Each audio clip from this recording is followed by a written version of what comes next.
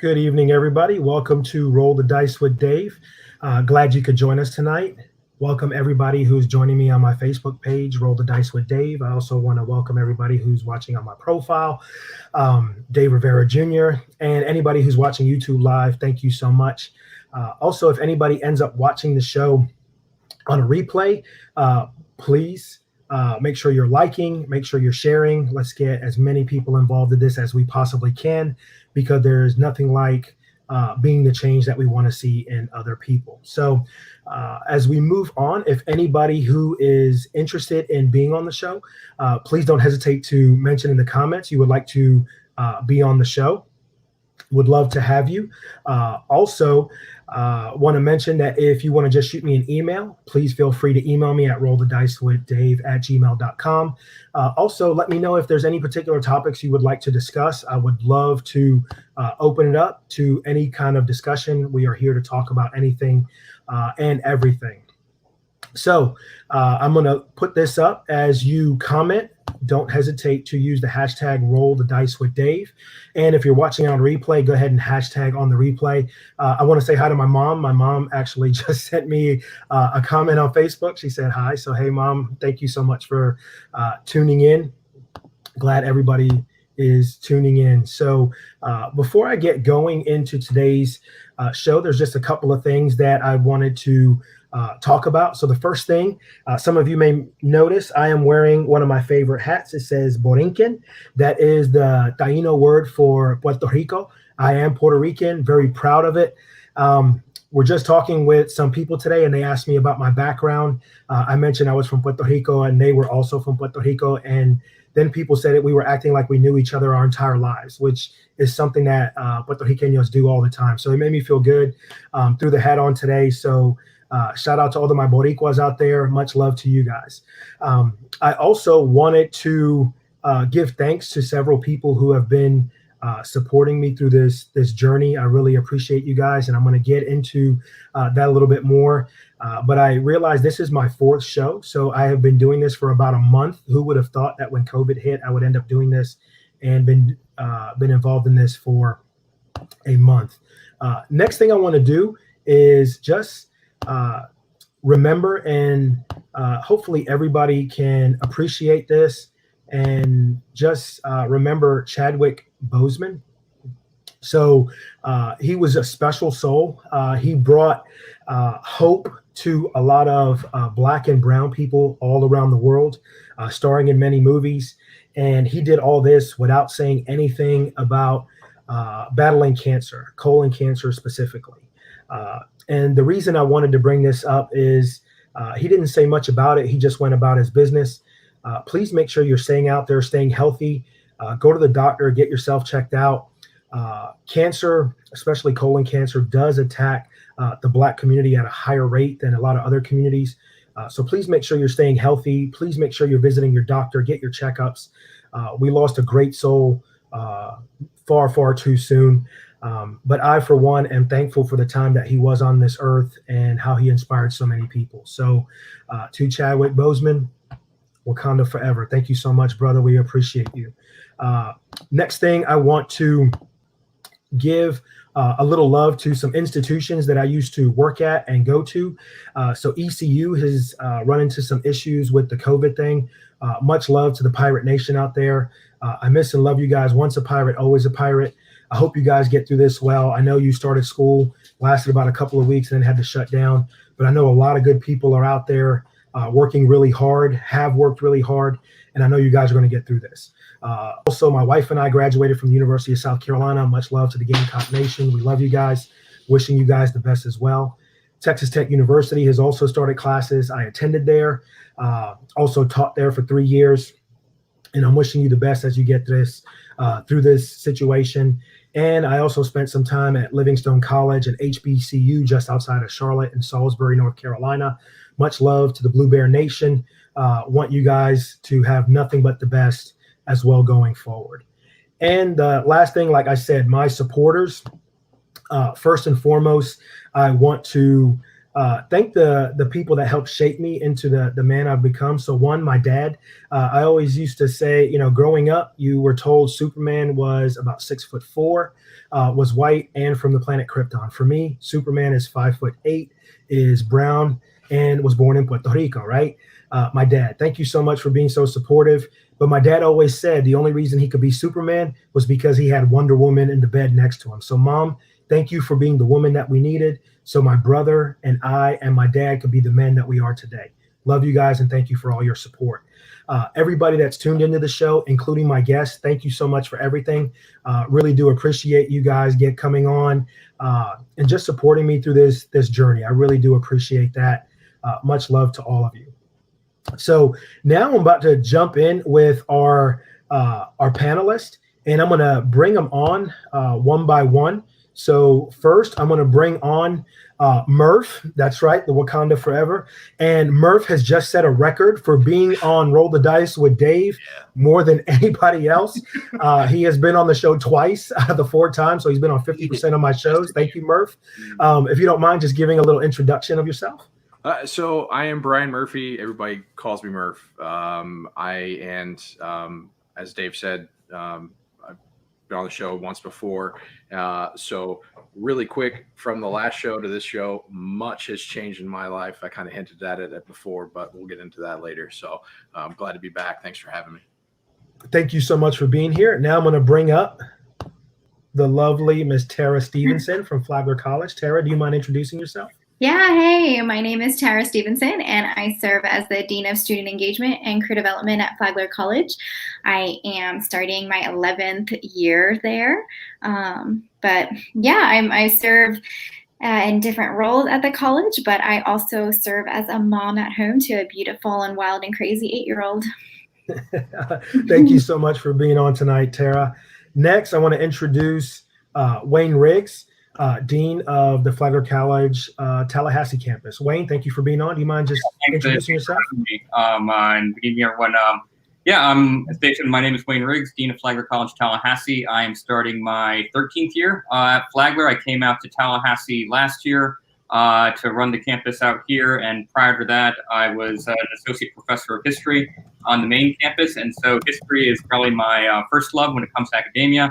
And St. Augustine was an awesome fit for me, and Tallahassee has its own things in history to explore, so I'm excited to be here, and I'm excited to be on the show tonight.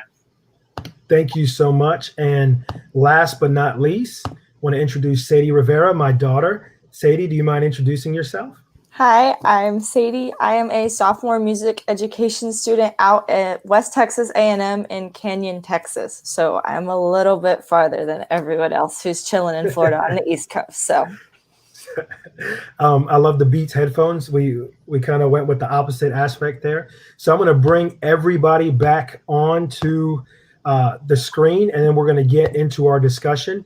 And just to give everybody a heads up, we're unpacking a lot of things. So tonight's show might just be a little bit longer than some of the other ones, but I'm really excited to hear what everybody has to say. So we're going to jump right into it. If each of you don't mind letting me know your thoughts on what you were doing to get ready for your return. And I'm just going to kind of go the way everything appears on my screen. So first, Sadie, you actually shifted from last to first as I brought everybody back. If you tell me, what did you do to get ready to go back to school with the COVID situation looming? So I didn't even know if my school was going to let me back in because they posted all this stuff about how Florida, if you were in Florida and all these other bad states, they wouldn't let you live in the dorms. They wouldn't let you come to campus. They were going to mandatory quarantine us for 2 weeks. After that, I got a notification saying they were lifting the housing restrictions. So I got my own apartment. I came back to campus. I'm not on campus, but I am in my own apartment. They slowly just kind of gave everything up and said, okay, it's at the discretion of the teachers. But as I was preparing to come back to campus, I didn't know until the very week of me leaving Florida that I was going to be back in person. WT, we're part of the A&M system. We're not our own university. We have to wait for what A&M says. And A&M took their sweet time letting us know. So yeah, it was terrifying because obviously Florida to Texas, St. Augustine to Canyon is not a day drive. It took us 3 days, about 22 hours, a truck, a trailer, and my Jeep to get me here. So it was not a fun process. Your dad must be the greatest dude on the face of the earth. That's all I got to say. Yeah, that's all I got to say about that. Before we get to the next panelist, Kendra Presley. Hey, go Pirates. Much love to you, Kendra. Miss you. Abby Oliver, a student I knew at Texas Tech. She has turned in. Abby, thank you so much for turning in. Much love to you too, and I appreciate the kind words. Wayne, what did you do to kind of get ready before the return? Sure. I mean, I think like as far as like the campus goes, like I started probably all the way back in June. So it was all about preparation and getting those plans in place way ahead of time. Everything from how is the class going to be delivered, what our student schedule is going to look like, where our rooms going to be, what are faculty going to be doing, what about cleaning of the campus. So all the health and safety protocols combined with all the academic protocols. That started like way early, May, June. And the other thing probably that sticks out is lots and lots and lots of meetings, almost nonstop. I see my colleague Tara laughing. She feels my pain right now. We had a joke that the meetings will continue until morale improves. We have to have the best morale ever at Flagler College. So, and I can't even imagine. So from my perspective, you guys were probably way above and beyond what we had to do as faculty to get things ready. You're a dean at the Tallahassee campus. Tara, I'll get to you in just a second. Next one on my screen is Murph, but I know what you were going through being on the same campus here in St. Augustine. So Murph, you had mentioned you were going through a lot of transition in your life, right? So what were you doing to kind of get yourself ready before your big return? So honestly, absolutely nothing. I had no idea what was going on. As you know, Polk County, when they said students come back, they were, it was like, do you want to be homeschooled? Do you want to be back on campus, or do you want to just totally withdraw from the Polk system and go to Florida virtual school? And the best learning for our daughter is definitely face-to-face. So we made that choice. And then August 3rd hit, and that's when everything in my life took a different turn. And that's when I actually found out I was going to be a teacher. I had no intention of even thinking about being a teacher. I was kind of waiting on Disney to pull their trigger to see what was happening. And I saw a Facebook post that I just didn't pay any attention to earlier that afternoon, and by 8:30 that night I was on the phone with the principal talking about the interest I had in school, and it all changed. So now I had to look at things differently from now. How am I going to teach kids, and what are the school protocols and everything like that? So it went from, well, we'll just see what happens, to, oh God, I'm in the middle of this. So yeah.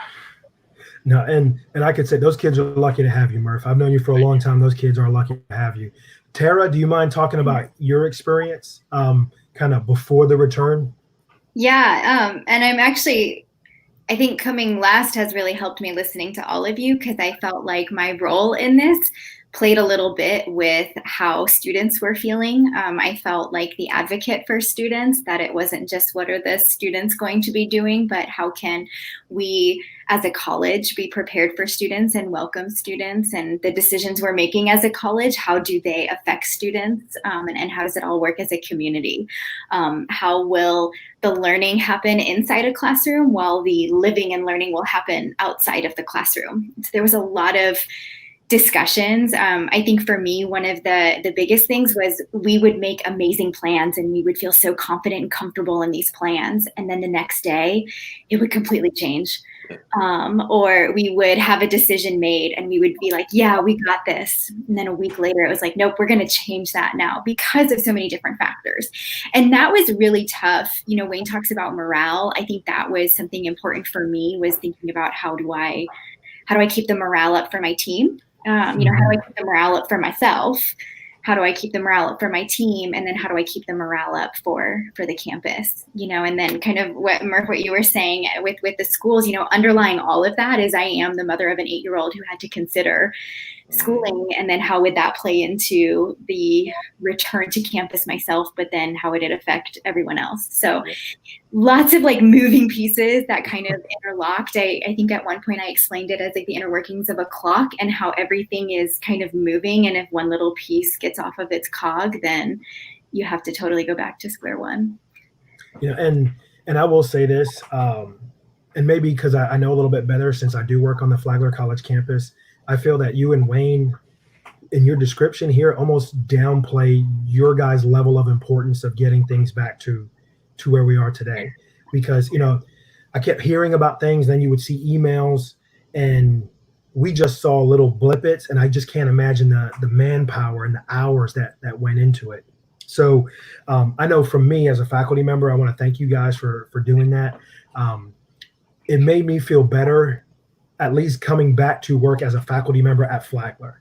The thing that concerned me more was the dad side, right? So on my dad's side, my daughter Sadie, I probably asked her about 20 times, are you sure you just don't want to not go out to West Texas? You can just enroll in Flagler for free, right? Because I've been teaching there for a year, and you can just go to school there and stay at home, and then we figure it out. Or something my parents, and I think other parents that look at things a little bit different, but some parents are like, there's no way you're going to do this. I said, if you want, you could take a gap year.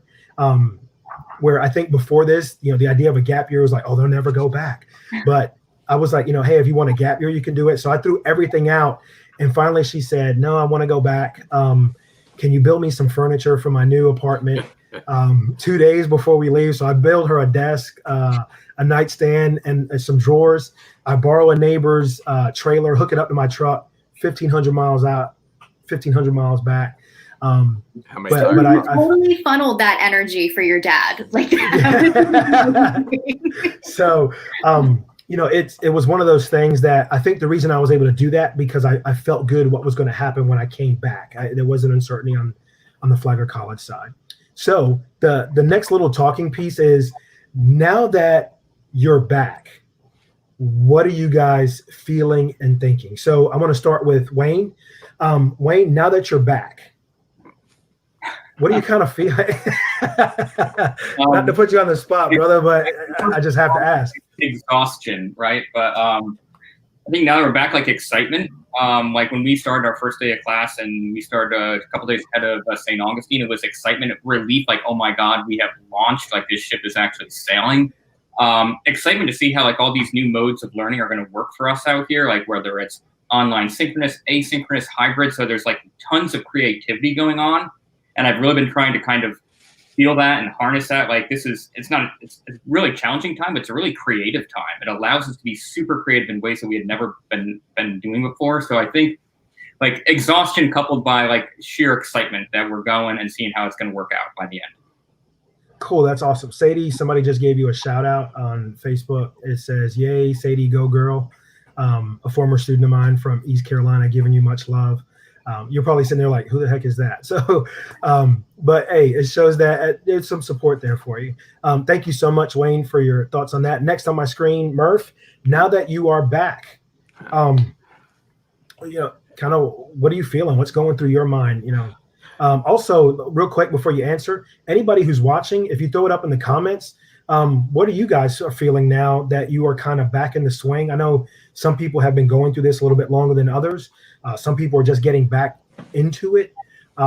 Let me know what you are thinking. Drop it in the comments, and we'll talk about it here with the panel as well. But Murph, how are you feeling now that you're back? I actually really good, and in a terrified sort of way.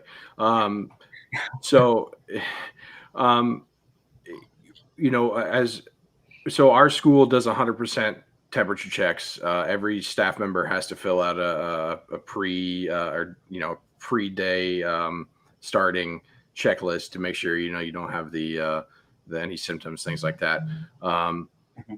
And I mean, most parents probably just assume that's happening. If I wasn't teaching at my daughter's school, I still know they would be doing the best.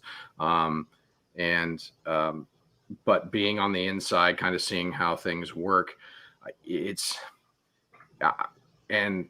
great because we have tremendous administration that really cares and really wants us to succeed in getting these kids back to school and getting these kids back to a sense of normalness, if that is a true thing anymore.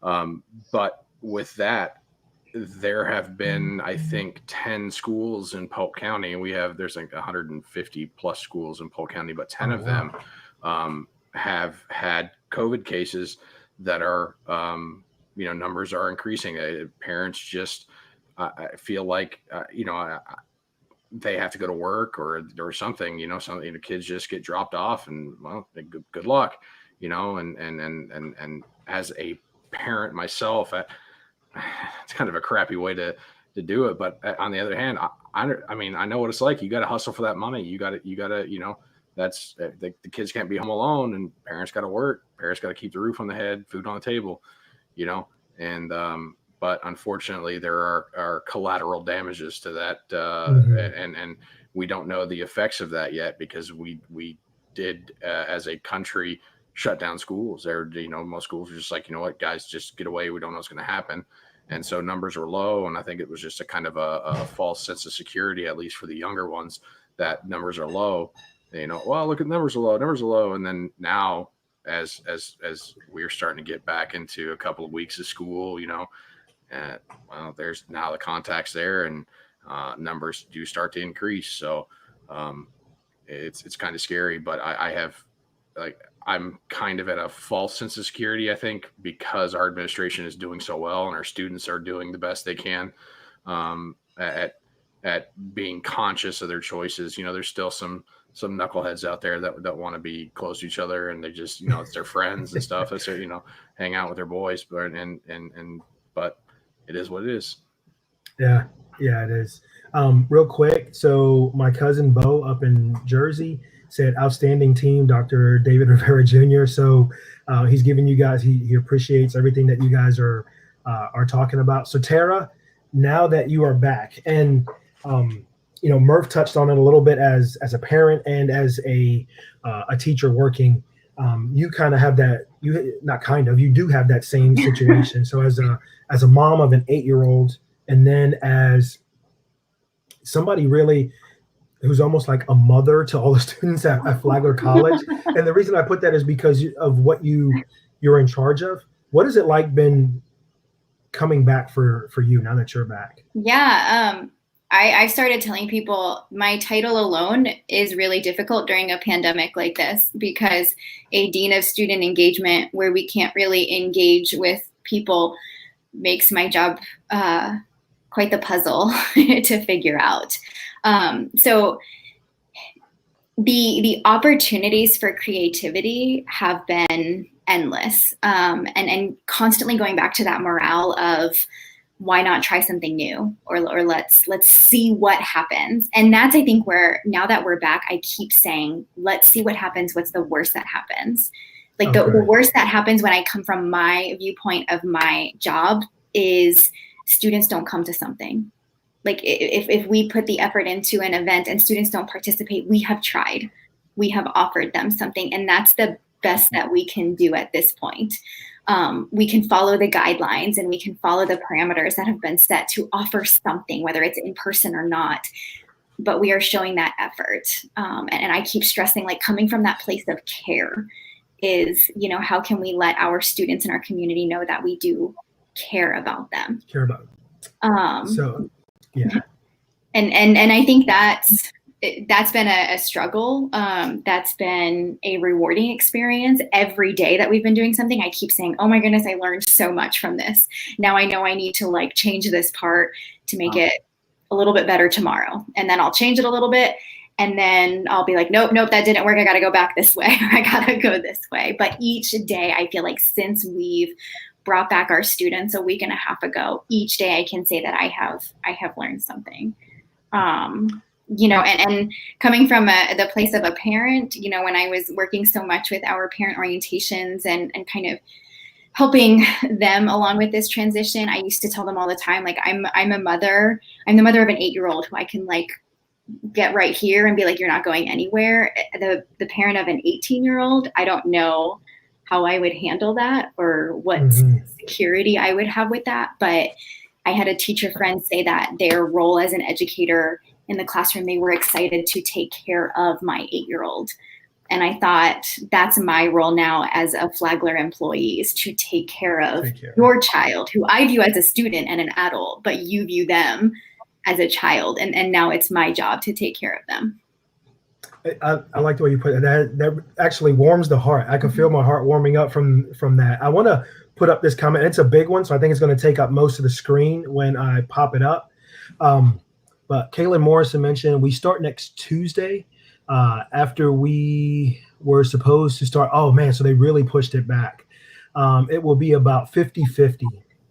So there's a lot of unpacking here in this comment. Our administration has been great in providing us the resources to help in this adventure. Man, I tell you what, so I can't even imagine. You think you're going to start the 19th and they go, hey, we're going to push it back. And now you're drifting into September. So now they moved you back behind Labor Day. And with the moving back, you see things increasing in a lot of places. I know for me, that would probably give me cause of concern, like, oh man, it's getting potentially worse. And now we're looking at opening up. And I also want to jump to another part of what Kaylin was mentioning, because I thought this was a good follow-up to what she put. And as I've heard quoted, we get to make our own playbooks this time. So yeah, because nobody has a playbook for this crap, right? So you have to figure it out on the fly. So I call this Peyton Manning education. I actually said that to somebody and they go, what do you mean? I said, Peyton Manning called his plays from the line a lot of times. So we're all sitting here going, Omaha 75, Omaha 62, because we have no idea what we're doing and we're figuring that out every second. Before I get to you, Sadie, there's another question that came up, and you guys could be thinking about this as Sadie gets into her answer. How do you balance the desire for on-site learning with the importance of student health? Do the benefits outweigh the risks? So before we unpack that, because that's a deep one to unpack, Sadie, now that you're back, you're out in Canyon, Texas. What's it been going like for you? I don't want to say terrified, because terrified is the wrong word. I personally am not scared, but I am not an average college kid. I'm not going to go party during a pandemic, You're as many of my classmates have done. She's like, oh, I don't party. No, I'm not. Me and my roommate both, like, we sat down and we had this conversation of like, okay, what do we expect?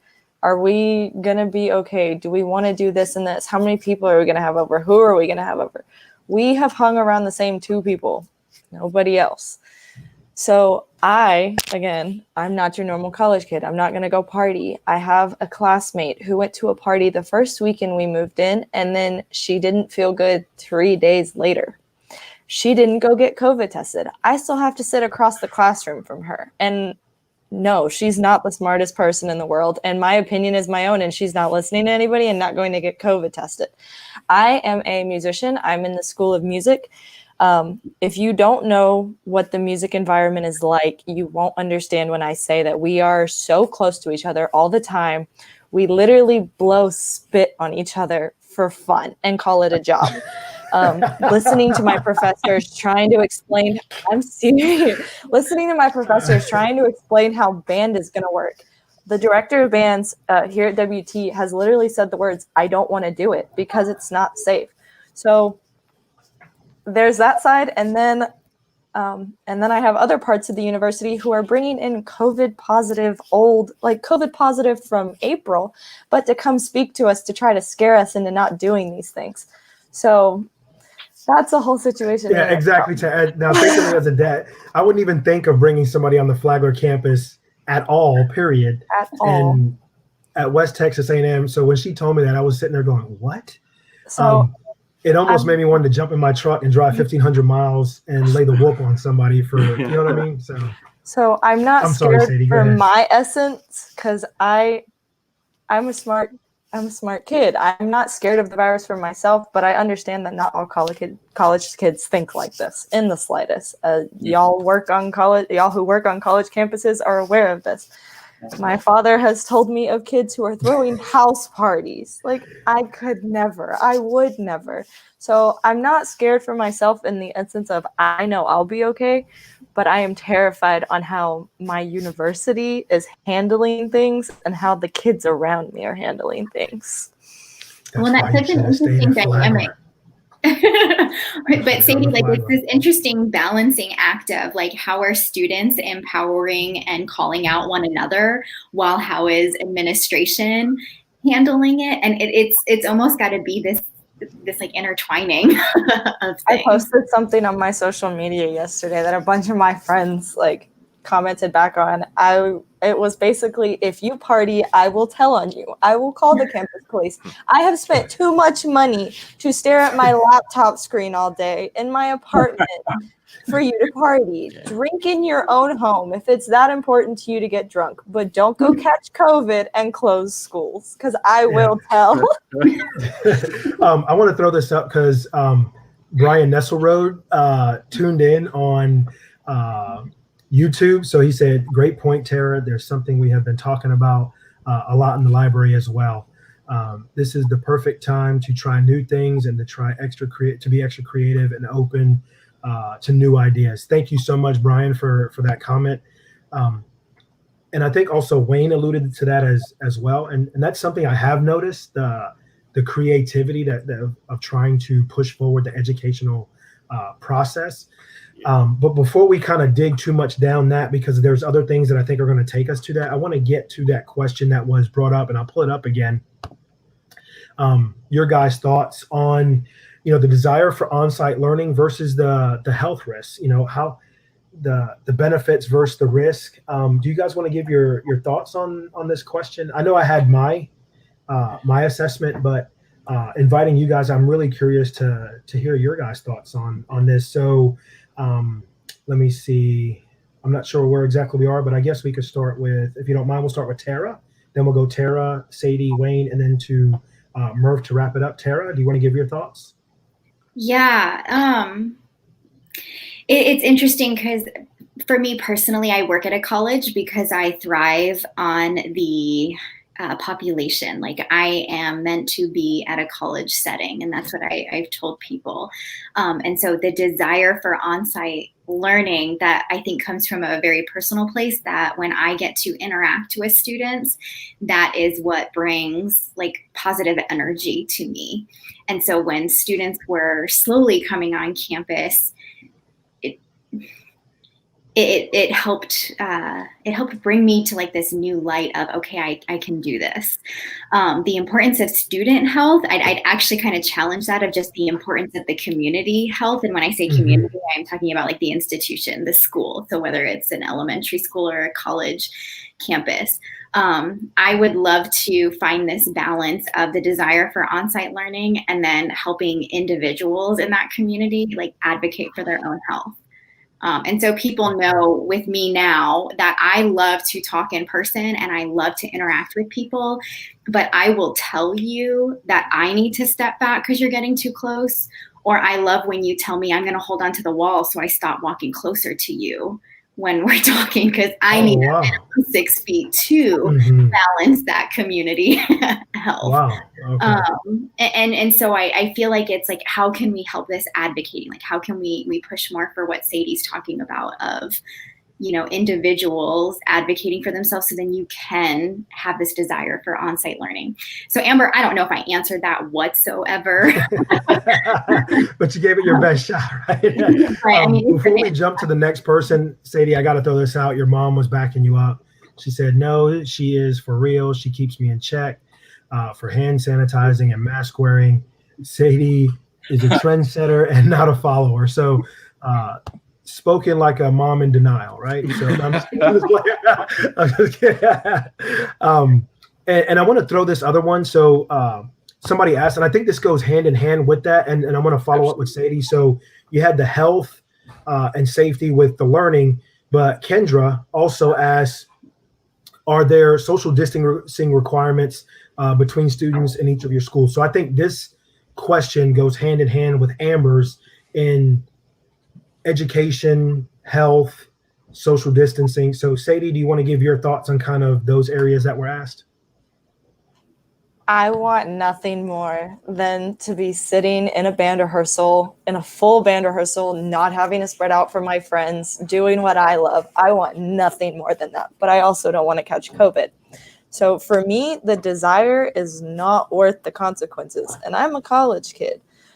Again, like I said, I don't think like most college kids. Yes, there are probably definitely college kids who think that the onset and the partying and all that is worth more than the risk. Wow. But to me, I didn't even want to come back. There was a part of me that was like, no, I need to stay in Florida because I don't know what's going to happen. The honest only reason I came is because I had one professor who from the very beginning of this COVID mess said, I don't care what's going to happen. Y'all have to be online.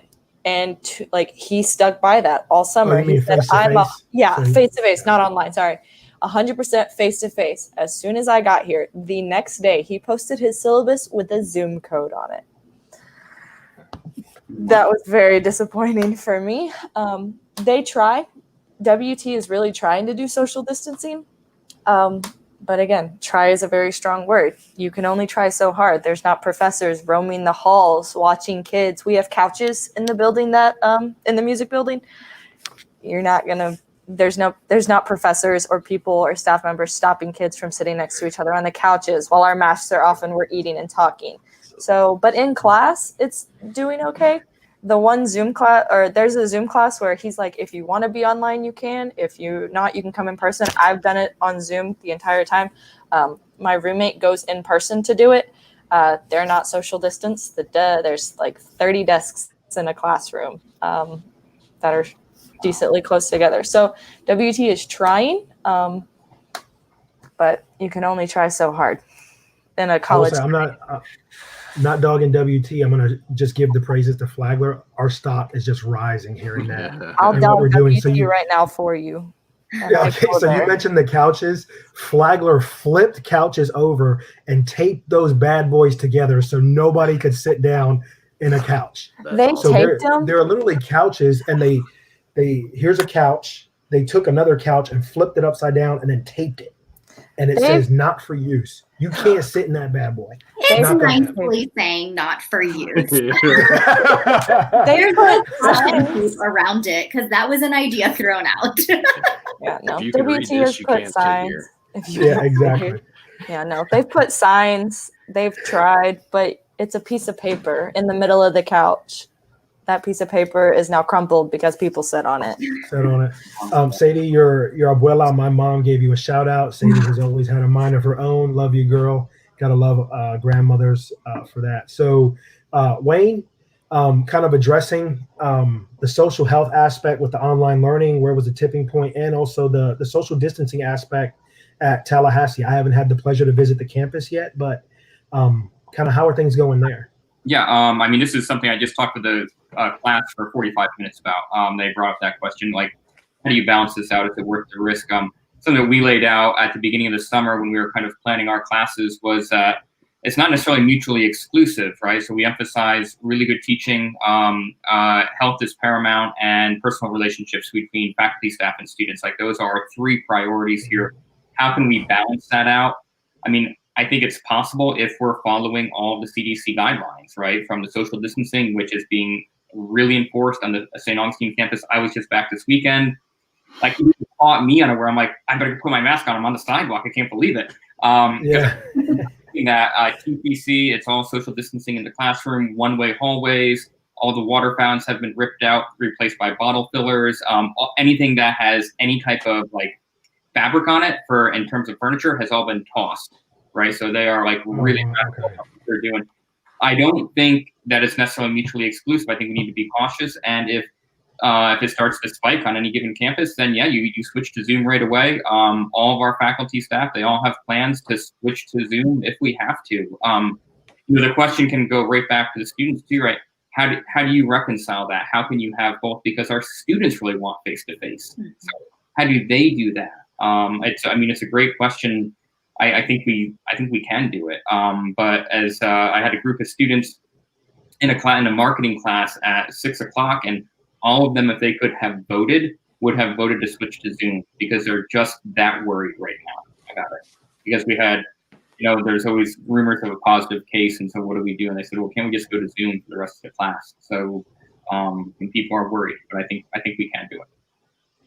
And just to touch on that for a second, Murph, I'll get to you in just one second. I had a lot of students today after class ask me, hey, if I know this is a face-to-face class, but would you have a problem if I just maybe for the next few weeks just jump on your live Zoom? You're doing it live anyway and you're interacting. Can I do that? And then I feel like if I'm not sympathetic to that, what kind of person am I, right? So then you're sitting there. So I told several students today, I had about 4 or 5, and I said, yeah, if you're willing to go through the process and check in and interact, I think it'd be irresponsible for me to maybe make them feel they need to be in that situation, not necessarily just from a physical health standpoint, but also from a mental health well-being. You can't focus if you're terrified to be sitting there because you're not focused on the person sitting next to you being COVID negative, right? So Murph, I guess addressing the question that Amber and Kendra had, the social distancing, and yours is different because you got little kids. We're talking about grown kids. You have little kids that you're dealing with. Yes. So how do you think all that has been addressed from your perspective? Fairly well. So me personally, so my daughter goes to a K-8 school, and that's where I'm teaching. And so I am teaching, older 10-year-olds to almost, well, at the end of the year, we'll turn around 14. So, cause I'm teaching middle school. So a lot of them get it, but so they, on the younger end of things, those kids are still parrots. So they hear their parents, they kind of spew what their parents are saying, because that's their thought on this, and so being in a school that's in Polk County, there are a lot of stereotypes that are true about Polk County.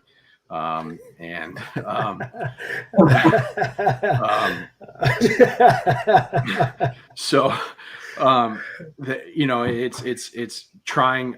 You can't educate those kids in a sense of you can't make them change their mind. Mom or dad are their word is gold. And so you just kind of do your best to be like, hey, stay away from each other, guys. Stay away from each other, guys. So I in one of my classes today, I had we're breaking up in groups, and so most of them are doing great, but I've got a couple knuckleheads in there that really want to be social. They want to talk, and they want to just live their best life, and just be the rebels of school. And they're sitting there, and they're all like touching knees and doing their thing.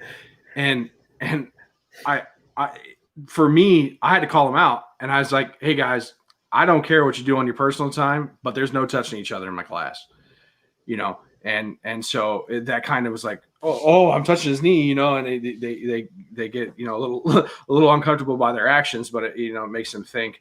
But as far as like the whole school operation, we actually don't have enough egress situations to make one-way hallways.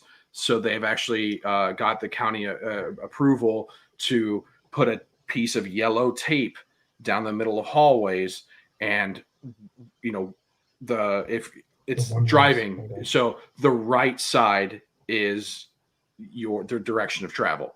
So that's how they explain it to the kids. Hey guys, just like when you're driving or when you're riding a passenger, you always drive on the right hand side. So if you're going one way, you're on the right hand side. If you're coming the other way, you're on the right hand side. So that's how they've been doing that, and it's been doing pretty well. The hardest part is keeping the kids 6 feet apart. They're trying to do creative ways, but the kids at that I'm trying to think of a positive word to say, that kids at that impressionable age. I was about to say that juncture in life. Yeah. Juncture in life. Yeah. Right. Yeah. They want to be with their friends, and I get it. I like this. I guarantee you 5 months at home was tough on a lot of kids, because people don't realize how much child abuse and all this stuff. Like I didn't think about it before my daughter started going to school. But we have a at food home going program. Hey, donate some canned foods from kids that can't afford it. Like, man, I take my food for granted. I have I have it. Some kids don't. I mean, I grew up not having it, but I as I bettered my situation, I just you kind of forget that. And so to see these kids kind of, I'm back around my friends. I'm happy. I'm away from that toxicity of home or whatever it happens to be. Is tough. It's kind of heartbreaking in a sense too. So they do their best as a school administration and teachers to keep everybody apart, but it's really ultimately up to the students. And most do a good job. Others, you just kind of beat it in their back of their heads. Hey guys, do your best. And let's see. So Amber, directly to answer your question about how do you balance the desire for online learning with the importance of student health, as a parent, my daughter's learning, we found out for the last 4 weeks of school that online learning is not for her. It is absolutely 0% for an 8-year-old to learn. She kept saying, I want to be with my friends. The way some parents can do better than my wife and I. My kid doesn't learn from me. We are not educators of school. We are not teachers of mathematics. We are not teachers of English. We are her escape from that. We come home, we're the nurturers. We're the, that's the balance that she has made. And for her, and the answer to a problem, 2 + 2 is 4, but she's like, it's 5. Like, and there's no other way. Math. Right. Yeah. Yeah. It's like, no, it's 5, Dad. Like, babe, no, it's 4. Just listen to me. I'm telling you, it's 4, like it's carry the 1. Yeah. And so like, it's, that frustration as me trying to teach my daughter, like, no, the teachers, like, you guys need to make $1 million a year, and so that was a far more important for us as a parent, for her learning. Not saying her health is not important, but at some point we have to trust the school is going to do the right thing. We have to trust the school is going to inform us when something happens. If a kid does come into school with a sickness, whether it be COVID or the flu or whatever, if I think the school knows that the liability of that is, hey, we got this kid that came in with COVID, but we can't tell anybody. We got to keep these kids here. And then all of a sudden there's 4 kids that got it. There's then just that multiplication just keeps happening. No parent wants to see their child sick, and but you got to kind of put your faith in the system to work, and that was how we kind of justified it with us. Like, her learning, her future is in brick and mortar, and not at home. Yeah, and I agree with you. Everybody's different, and this isn't the time to shame somebody for a decision that they're making one way or the other, but we can all be as educated and as prepared as we possibly can. I wanted to throw this up. So my wife made a comment. She works at the high school and she works with special needs children. They've set up assigned seats, dividers. They're doing masks. They're doing shields. So, this also was encouraging for me to see. It was very similar to some of the things that we were implementing at Flagler College. So wiping down your desk, having the hand sanitizers available. That's one thing I've been very impressed. Everywhere I look, there's a giant tub of hand sanitizer and a giant tub of hand wipes, right? So there's that aspect there to try and help. A lot of markings, a lot of identification, even though, like we mentioned, some of the students don't pay attention. So it clearly says exit only in Ringhaver, the student center, and students are walking in the outdoor, so you have to remind them, but at least I feel we are doing all the things we can to try and promote the right aspect. Here's another comment. So Amber she's actually up in DC. She mentioned that she's actually proud of the work we're doing in Florida. That makes, I think, one of you. To make our people smarter, better, and healthier. But I appreciate that. We also have Kendra, who's in North Carolina. Oh man, second in pre-K. Man, God be with you, Kendra. I feel for you right there. Our kids have to be 6 feet apart due to the governor's order, and they're only going 2 days a week. But man, I can't imagine. I feel glad that my kids are 13, 15, 17, 19, right? So versus the age when they were 3, 5, 7, and 9. Yeah. Oh man, I just can't even imagine what this would be like if they were at that age. So what I've noticed with our kindergarten and our first graders, they actually have a 72-foot long piece of rope. And as the kids, they've got a piece of tape every 6 foot, and the kids holding on to it. Hold on to the rope. Wow. I love it. And they keep it, and it's just a giant train of kids just going out, but it works, because those kids don't know really what it's like to be in school yet. So yeah, unfortunately, that's their normal now. So that's it. That's what they're going to grow up knowing, at least right now. Their first year is okay. Well, we spent all, we go to class holding a rope. You try to make it fun as you can, but that's just for me, and I'm sure for all of you, it's odd to think about that. But you see a trail of kids, just walking around on a rope.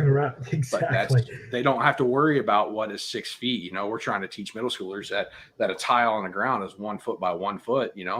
Keep 6 tiles between you, but you're going to spend the whole day going 1, 2, 3, 4, 5, 6. So, yeah. And then they're going to walk into the person in front of them anyway, exactly. Right? So, moving on to the next topic, and I want to kind of run through, give me your one positive. So out of all this, what's the one thing you're like, this is a positive? So I'm going to start with Sadie, and then I'll go Sadie, Wayne, Murph, and then Tara. And then we'll address the next question from my mom.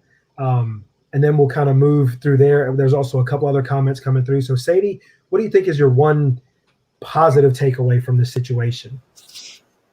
I'm back on campus. Just being back on campus. Yeah. So, yeah. All right. So, and I will say that even though I wanted you to stay home, I am proud of you for the decision you made. You evaluated it. You made your argument, and I'm proud of you, baby. I am. I'll give you a hard time, but I am very proud of you. So being back on campus is your positive. Wayne, your one positive from all this. A lot of them. I would say an amazing faculty and team in general. I mean, the faculty that I've worked with and who I know in St. Augustine, they've just worked their butts off. It's been a ton of collaboration, ton of creativity. Same thing with my staff that I work with out here. I mean, it's been a lot of long days, long nights, and it's an amazing group of people to work with. Cool. Murph, your one positive takeaway right now from all this? I would agree with that. The faculty and staff of helping out, but also parents. The parents who are taking this seriously have been amazing, and you can't take that away from them. So that's been great. Okay, Tara. I've been saying this whole time, it's going back to the basics. we couldn't have students on campus over the summer, so we did phone calls and mailings where they got like pieces of mail. We couldn't go places with our families or visit anywhere, so we played card games and board games as a family. And so that sense of going back to the basics has been an amazing positive for me. I like that. Back to the basics. I will say the one positive thing for me is I had just transitioned to St. Augustine, still getting used to being in St. Augustine, being at Flagler College. And I would say the one positive for me is being at an institution like Flagler when this happened. And I'm not saying that my other institutions were bad, but I think being at a smaller, more intimate institution where if I have a question, I can email or call the president and the dude calls back, right? So it's that is such a foreign concept to me, being at these monstrosity universities of East Carolina and Texas Tech. But there were times where I was able to ask the president a question, and we're not talking weeks later. We're talking that evening or the next morning. Hey, David, great question. This is what we're doing. Or I'm not sure. Let me consult with my cabinet and other people, and I'll get the answer to you. To me, that was the big positive for me. I want to jump into a couple of questions and comments, and I was wondering if this was coming, and leave it to my mom to throw this one out there because I've thought about this one quite a bit. How do you feel about few flu immunizations this year? Do you make sure most students get their shots? Is there any paranoia about getting the flu shot in the midst of this pandemic? So what do you guys think? Flu shot, no flu shot? How do you think that should be addressed going forward? And we'll start with, we'll go with Murph. All right. I haven't got a flu shot since college. I've been out of college very, very long time. Even when I was at ECU in the athletic department, it wasn't mandatory, but in when I was at SFA, it was. So I got it. Man, it's a shot in the dark with flu, because they just, like anything. More power to you. I don't look down on people who get it. I mean, I know a lot of people have been saved by it, and some that haven't. Just personally, I am not a flu shot fan, but that's just me. I even with the possible immunization that might be coming up with COVID, I just you can't. I don't know. I'm definitely not a conspiracy theorist when they're throw microchips in you and things like that. But it's just it's just not for me. And but some people it is. Okay. I want to get to this comment real quick. So here's another former student that I've had. So talking about being in North Carolina, pre-K 5 days a week, classes are 9 to a class. Parents aren't allowed in the building, and lunch is provided daily. I feel you, Kelly. Yeah. So, I can't even imagine, you know what I mean? I just can't imagine that. Another one. So here, Murph, I'm with you. I'm probably the worst teacher in the world. Kendra, I've known you a long time. I can't attest to that, but I know you're a great mom. That I do know because you were a great person when I knew you at East Carolina. Don't be so hard on yourself, girl. I think you're going to do awesome, and you're going to do great through all this. And Kelly also, each kid is assigned a color that is their color all day. Spots on the floor, cubby hole. Man, I just can't imagine. So it's like, hey, you're blue today. You just sit on or step on blue dots. That is crazy. And Kelly, this one's for you. Go Pirates and the ECU Nation. So next, I want to get to Tara, still along those lines about the flu shot. Thoughts on it? So I have gotten a flu shot because it's been something that's been offered free at Flagler. And so I always got in line, and I actually just set up the reservation with our health center for flu shots to come back to Flagler. My paranoia, I think this year is not with the pandemic, but last year I chose not to get mine because my daughter, when she got hers, ended up getting like a flu or a stomach bug same time. And so I have this like PTSD of her like vomiting after getting a shot that had nothing to do with each other. But I feel like this year, because I am such an anxious individual, and so any type of symptom that's out of the norm would give me paranoia, whether it's with a pandemic or not. And so, Doris, I respect your question. It's probably going to be like a Hail Mary, and I'll just decide on that day. Honestly, if my pediatrician were like, Tara, you need to do this for Zoe, I probably would be there.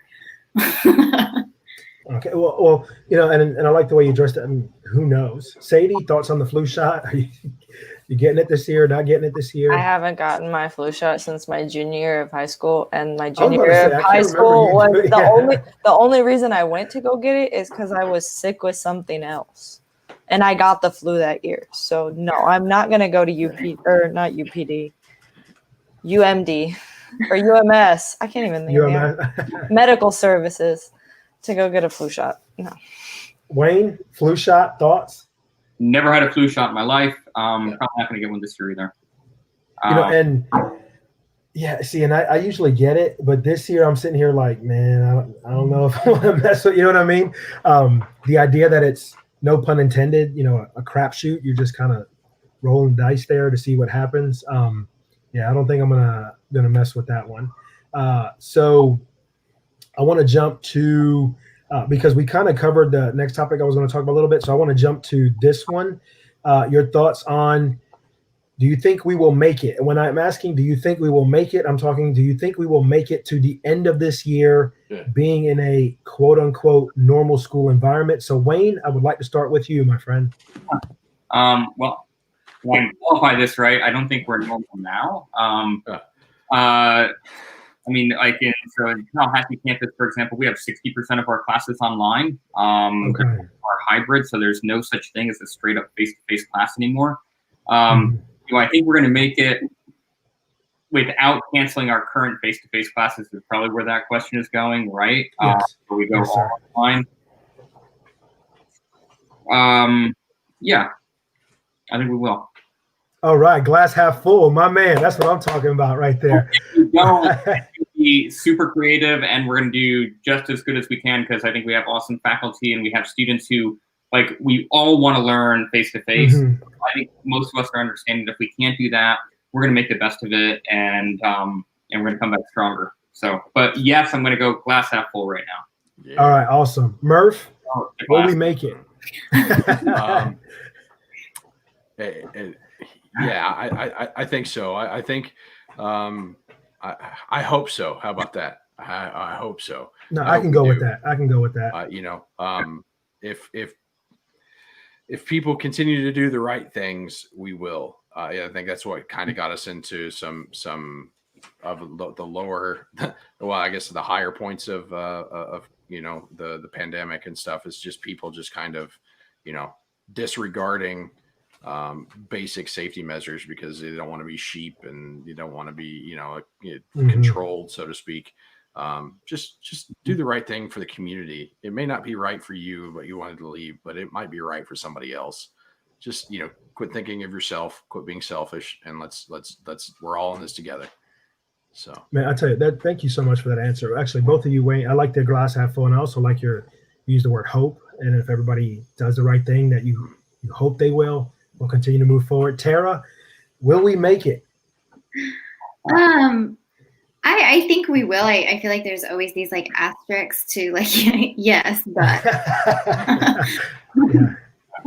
like I feel like right now there is a large population that's holding a lot of stock into December 31st. That like once January 1 midnight hits, like this is all going to be gone. Like all you hear about is the spring. It's going to be great in the spring. I'll one up you. November 3rd. November 3rd is the yes, man. I've heard a lot of that. Like the day after the election.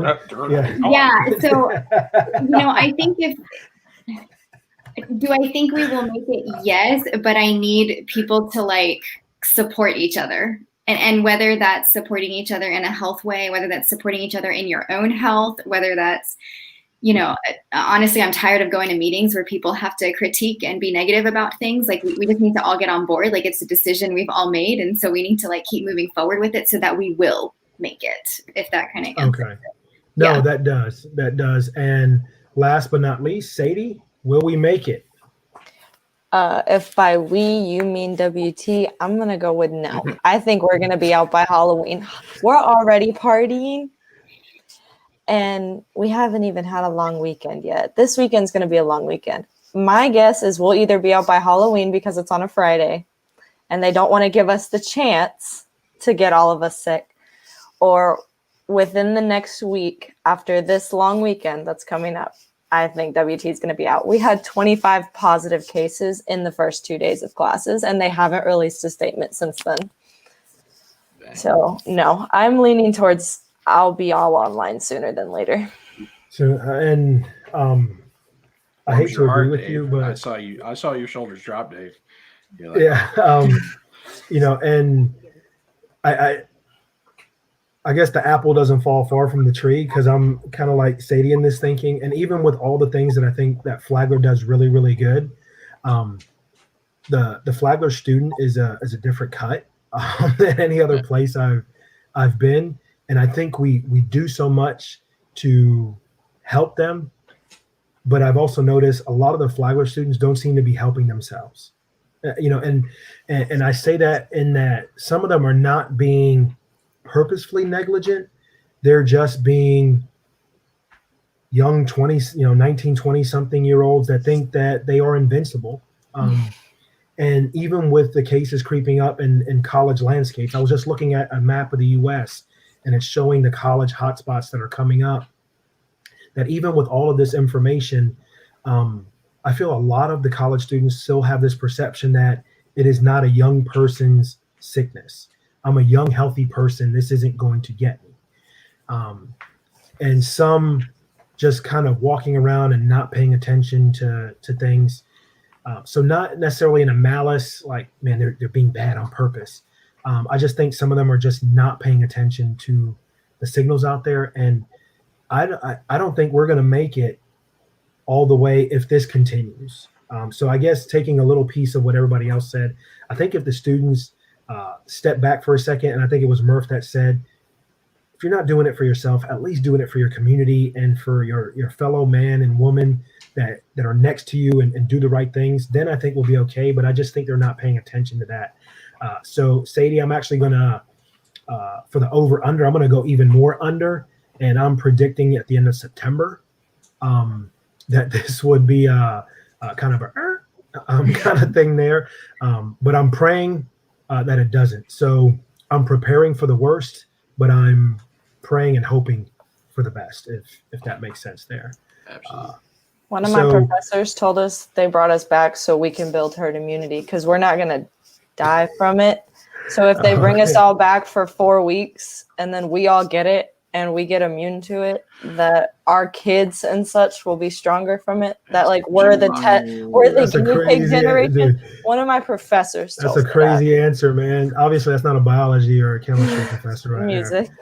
Yeah. So I want to run around. My thoughts, or I'm actually looking for the thought of, how do you think this right now is going to impact the future of schooling? So I will start with Tara. How do you think the situations we're dealing with now has altered the potential future arc of education? I think it's really interesting because there's this sense of a smaller school provides a great environment for something like this, because you're not battling lecture halls, and we can provide a little bit more of that, one-on-one intimate support. But can smaller schools survive if there's this pull away from small schools to an online environment? So, the future of schools, like I actually a few months ago had passed the comment when all this was happening, like this could be the demise of a lot of higher education. And what does all this mean, and how do people carry through? I think education will always be there. I do think it is in the best interest of higher education to always have an online option or an online, component to things. I think this has forced Flagler to really look at influential technology and how it can be a powerful piece in so many different ways. That I think that's the future of schools, is making technology a big priority.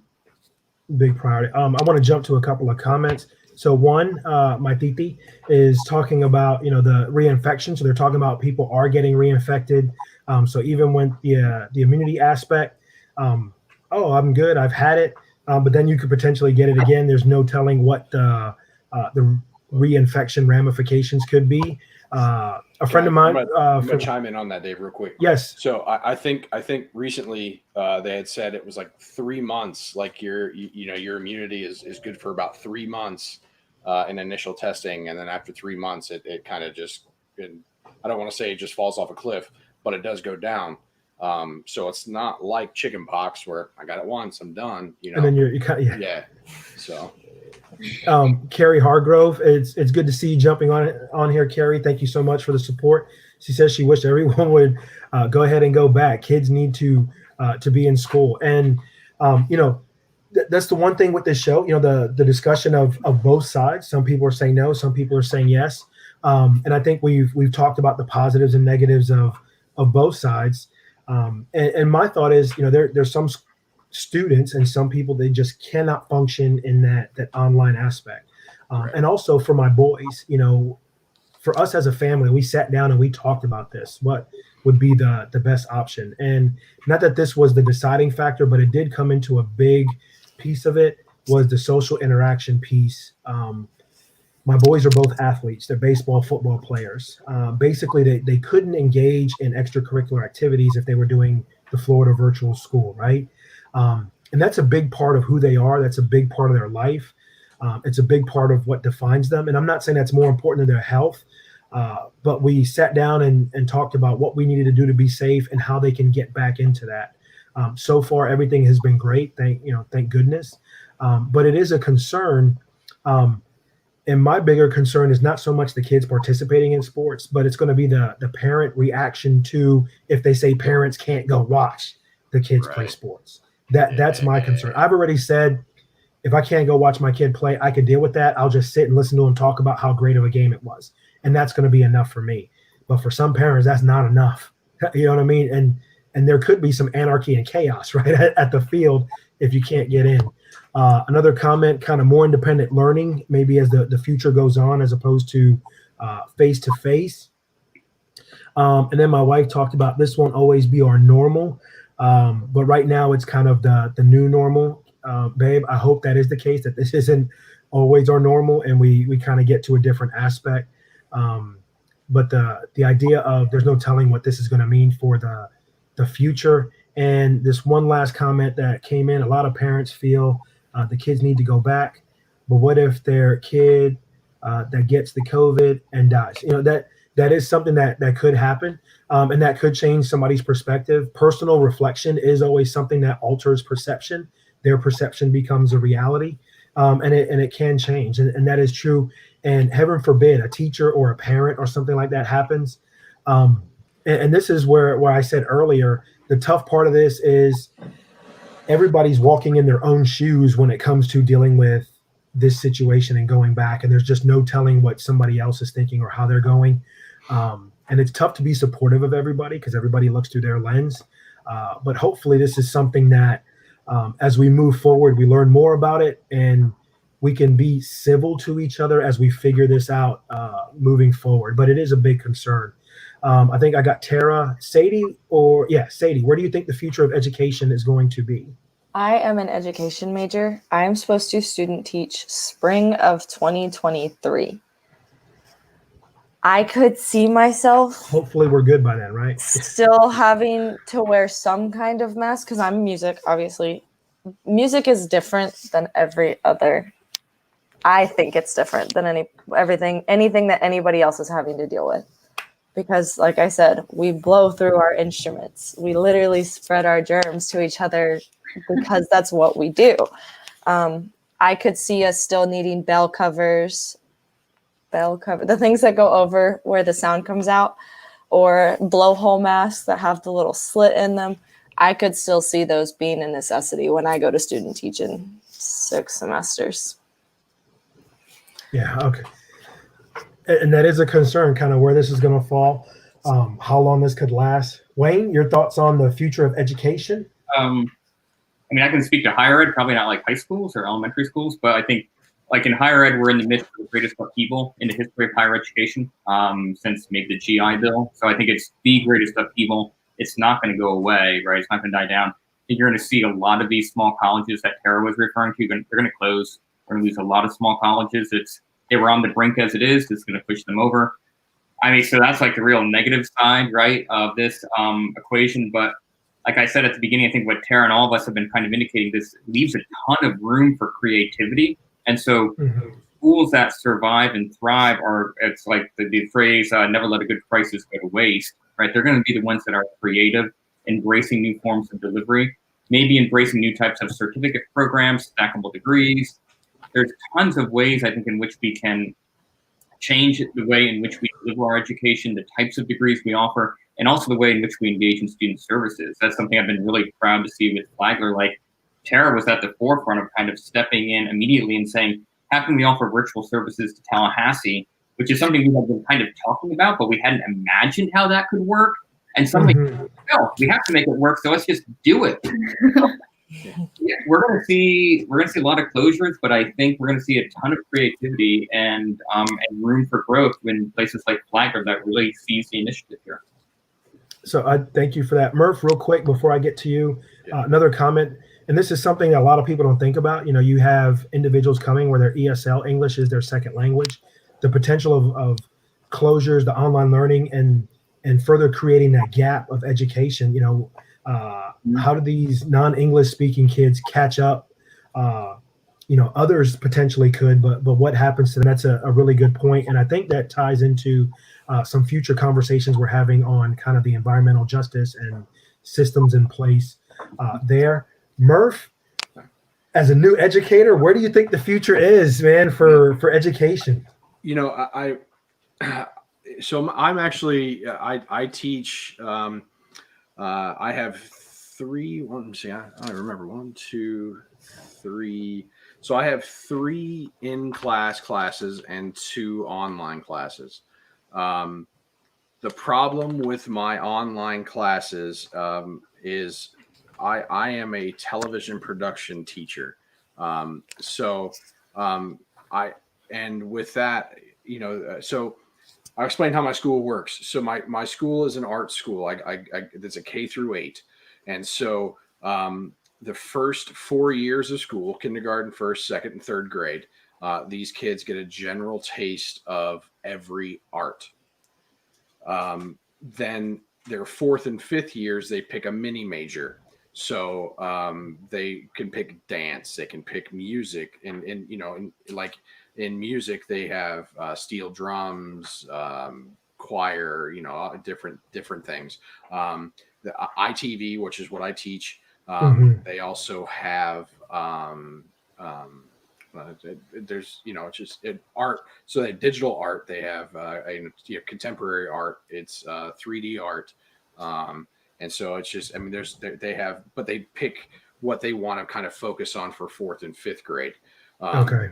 And so when I get the kids that come in to 6th grade, 7th grade, and 8th grade, so my 6th graders, where I'm having my greatest difficulty now is I have several students who don't know basic computer work.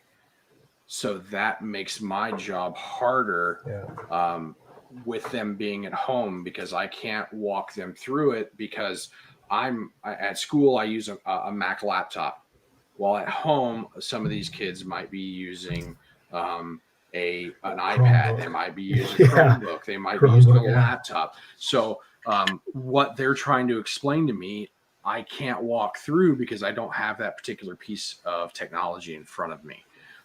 So now I'm trying to not focus all my time on a kid who can't upload a file per se. So, I have a student in my class. She just doesn't have the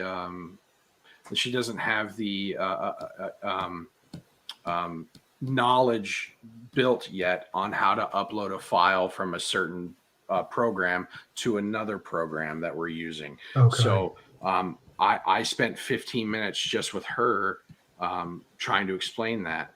And so I can't do that every class.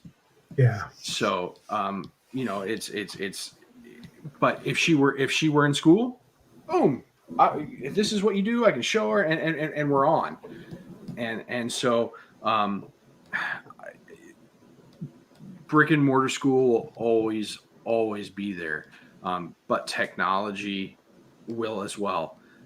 Some students really thrive at home. I had a student that was that helped me try and walk this particular student through this thing, and he's in 6th grade, and he was just like, he took over my Zoom meeting. He was just like, all right, let me. He was like, let me be able to screen share. I was like, all right, there you go. And he was like, all right, this is what you do. Bam, bam, bam, bam, bam. I was just like, wait, you just taught me things, So the younger generation really knows, but there are going to be exigent circumstances that kids really need to be in school. A lot of people don't think about the special needs kids that need to have a structured environment, and being at home for them will not work. So there's a lot of things with special needs that people that really gets them out and about, that their parents cannot teach them. And it's that socialization aspect, and they need to be around people. They need to know that the world is much bigger than their house. So the future of schools, I think, will have a contemporary look, but will adapt to the future of technology. Okay. Just to throw a couple of things out here, Carrie, who mentioned, she's an ECU student teachers, and they were all pulled last Thursday, last semester. So this is their most important semester, and now they can't even be in the classroom. And then Sadie, this message is directly for you. It makes you feel better. Daughter goes to a weekly music school. So they're doing 1 to 6 students per class. The aspect of hospitality job, which is the area that I teach in, so many people furloughed. So this is how they're going about the adjustments. And then the aspect of, some of the parents got upset. Let's see. Parents get mad, and when as teachers, they can't help them in the school. Yes. So that is a big thing, and I will be one of the first to admit how fortunate I feel my kids are, that my wife is an educator in high school. I teach at the college level. I've been teaching distance ed at ECU almost from the beginning of my time there. So doing the whole online education thing doesn't throw me off, right? It doesn't bother me. Now, what throws me off is new math. You know what I'm saying? Instead of just following the old way where you just carry the 1 and all that, and they have all this new stuff. But I think the future of education, even when all this goes through, is going to be a very sophisticated, hybridized type of education. I think there's going to be more technology implemented. There's going to be more expectation that students are able to manage themselves from a technology standpoint. I think we may see more, even if everything's okay, hey, you can do these things outside of the classroom, distance ed-wise. I think we're going to see that people get better at it. So then there's going to be a look at, they're getting better at it. We can do this a little bit more often to be a little bit ahead of the curve, just in case. So here we are getting to just the final little piece, your final thoughts on kind of everything going on right now. And if we can keep it to maybe just My bad. no, it's all good, Merv. No, it's not you. Just maybe to one final little thought, kind of a little tidbit of information that you would give as a final thought. So I will start with the college student, Sadie. Final thoughts of what you have for the audience. As fun as it is to go party and hang out with your friends, it's not worth it right now. It's really not. We all want normalcy, and we're not going to achieve normalcy by saying, F the system, I'm going to go party. We're going to achieve it by acting like the adults we're expected to be. It's not worth it. Please, for all of our sakes as college students, we don't want to go home just like you don't. So please don't go party. Don't ruin this for everyone else because you think you're above the sickness, the pandemic. Thank you so much for your final thoughts. I agree. Hybrid is definitely in the mix. There was a comment from Titi Nani, and I think a lot of parents will have new and greater appreciation for teachers. Kendra, I will say this. I hope so. I really do. That's all. I'm just going to leave it there. I'm just going to leave it there. I just hope so. I hope people do. And I'm not talking about me as a college professor. I'm talking about the K-12 educators that are ready aren't appreciated. I really hope people get a newfound appreciation for them. Wayne, final thoughts. Yeah, to faculty, students, and staff, be patient and kind with each other, because I think we're all still really stressed. We're still navigating new types of class delivery. There's going to be mistakes, and we're all trying our best. I think giving people that benefit of the doubt that they're trying, and just be patient. Whether it's a faculty member with the student, you're just oh my God, what is your problem? Or the student member is just it works. I had good conversations today, and yeah, be patient, be kind, and just be generous as you do. Thank you so much for those final thoughts, Wayne. Murph, final thoughts? I'm along the same line. Just be kind. Stop thinking of yourself. Think of others. You stop the selfishness and just be as kind as you can. Thank you so much for your final thoughts, Murph. And Tara, final thoughts? Yeah, you have to adapt. And if you can't adapt, then you need to rely on your team or your tribe or your family to who can adapt and help you ride that wave. Because you'll plan for something and it will change. You will plan for something and then you'll question yourself. Peer pressure is a real thing, whether it doesn't work for you or not. But all of a sudden, a group mentality can make you start to question things and whether you need to adapt or not. But that's one thing I've learned is don't get too comfortable, because change is coming. And if you don't deal with change very well, then find somebody who does. Thank you so much for those final thoughts. And you guys really have summed up a lot of things that I was thinking. So I'm just going to add this one. Being a hospitality and tourism person, if you go out, please tip. And tip generously. So I'm gonna throw this out there, right? A lot of servers out there that didn't get a chance to work for a long period of time. Very stressed out, dealing with stressed out customers. They are human beings, and even though they serve you, they are not your servants. So let's show some compassion. And if you've been blessed the way I have, I didn't lose my job. My wife wasn't furloughed. So we went out to eat. We made sure we tipped. When they reopened the barber shop, and I had a chance to go get a haircut for the first time in 2 months, I tipped my barber as much as it cost me to get the haircut, because I was just so happy to get a damn haircut, right? So now I go see him every couple of weeks, and I tip him. I tip the servers. Just remember that there are a lot of people, as bad as your situation may be, there's probably people out there with a much worse situation. Let's be aware of that. So with that, I want to thank you all so much for being on the show. I really appreciate you all. I hope you all have a good night. And before I let everybody go, I want to throw this up, and I'm actually going to keep the panelists in here. We'll see how this comes out, to see if any one of them wants to be on the next show for next week. So right now there's the big thing going on of canceling people for all kinds of stuff. I'm not necessarily a big fan of the cancel culture, but I will say that for some people, they feel that's the only way to go. So I'm giving a big shout out to Black Men Talk. It was a show that I watched, and they discussed this topic: cancel or counsel. I've reached out to several people, and all of them have said they're not sure they want to be on this show because they're worried about the tensions that this may cause. But I think if you're completely comfortable, you are not educating yourself to listen to the other side and maybe get a different perspective. So if any of my panelists now want to be on next week to talk about the cancel or counsel culture, please let me know. If anybody out there is interested, please let me know. Would love to have you on the show. If not, it'll just be me mentioning topics and addressing the aspect there. I have no problem doing that. But again, to everybody who joined us tonight, thank you so much. And again, all my panelists, thank you so much for joining me. I hope you all have a good night, and best of luck to everybody. I wish you nothing but health, happiness, and safety. Good night, everybody. Thank you. Appreciate you guys.